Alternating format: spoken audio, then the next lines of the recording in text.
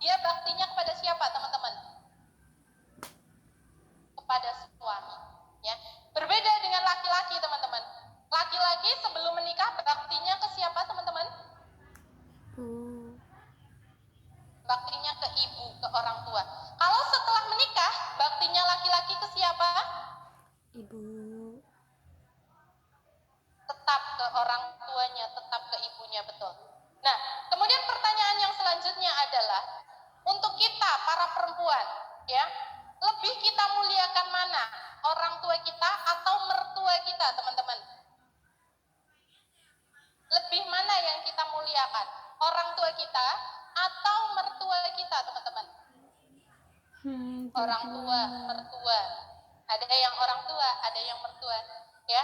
Yang masih menjawab orang tua, ingat lagi, ya.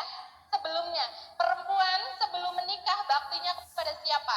Orang tua, ya. Setelah menikah ke suami. Sedangkan suami bahkan setelah menikah dia tetap punya kewajiban berbakti lebih utama kepada orang tua, sehingga kita yang perempuan ngikut ke orang tua, ke mertua, teman-teman. Ya, berbakti kepada orang tua itu adalah hal yang biasa. Karena apa? Karena kita merasa dilahirkan oleh orang tua kita, oleh ibu kita, ya.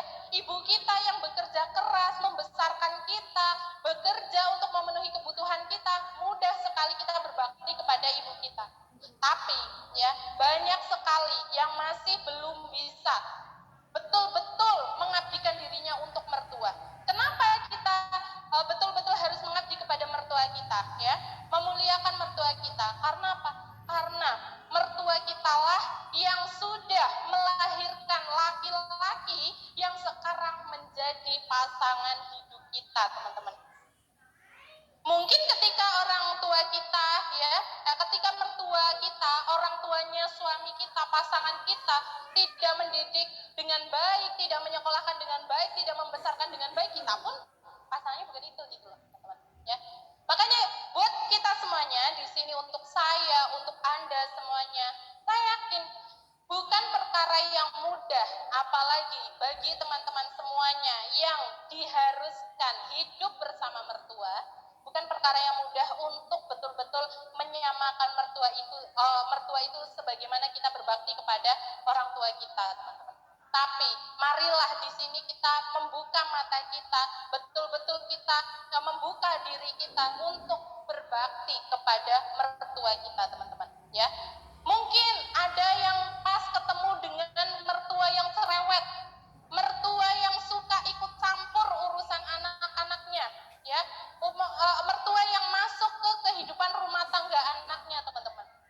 Wajar, karena pasti orang tua dari pasangan kita atau mertua kita menginginkan yang terbaik, ya, menginginkan yang terbaik, ya. Tapi mungkin caranya yang kurang tepat. Kita harus memahami orang tua kita, mertua kita adalah orang yang zaman dulu, gitu ya, belum ngerti pendidikan, ilmu tentang rumah tangga dan sebagainya. Kita yang muda, kita yang masih bisa belajar, kita yang ada di kehidupan yang sekarang, kitalah yang mengerti, teman-teman. Kitalah yang mengerti, memaklumi, meningkatkan kemakluman kita, ya, terhadap mertua kita, gitu ya.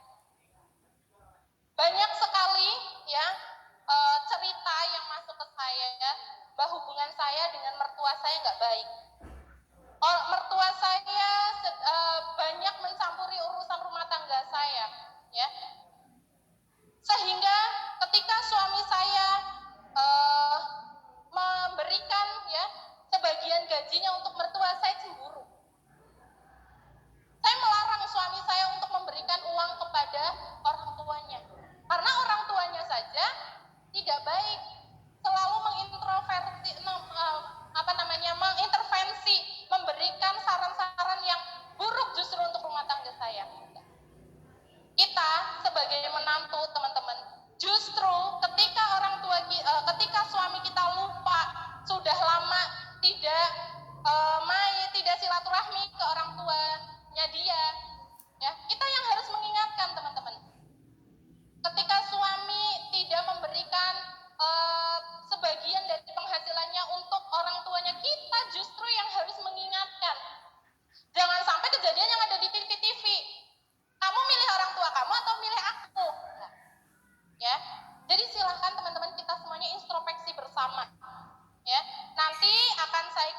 di grup Stokis kisah menantu dan mertua ya, agar teman-teman lebih memahami tentang bagaimana ya, walaupun mertua kita jahat, mertua kita tidak baik, mertua kita selalu buruk, bagaimana agar kita bisa menjadi menantu yang betul-betul bisa lebih legowo lagi menerima. Bagaimanapun seburuk-buruknya mertua, dia adalah orang tua dari pasangan kita. Tanpa ada dia, kita tidak akan ketemu dengan suami kita. Tanpa ada suami kita, tidak mungkin ada anak-anak kita yang soleh-soleha, yang sekarang menjadi pelitanya kita, teman-teman. Ya, sama-sama memperbaiki.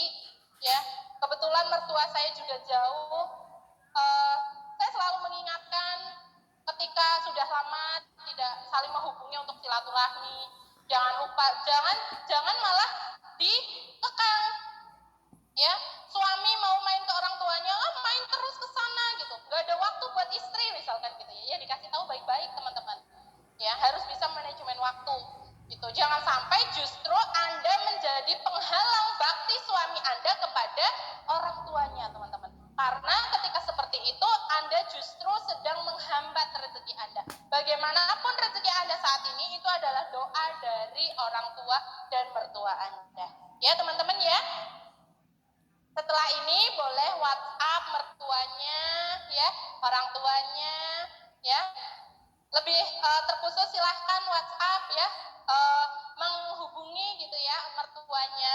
Ibu, terima kasih banyak sudah melahirkan laki-laki yang sekarang menjadi pasangan saya gitu ya. Boleh silahkan ya, silahkan menghubungi mertuanya seperti itu ya. Justru jangan sampai hubungan Anda dengan mertua itu menjadi jauh ya. Silahkan, kita yang muda, kita yang mendekat ya.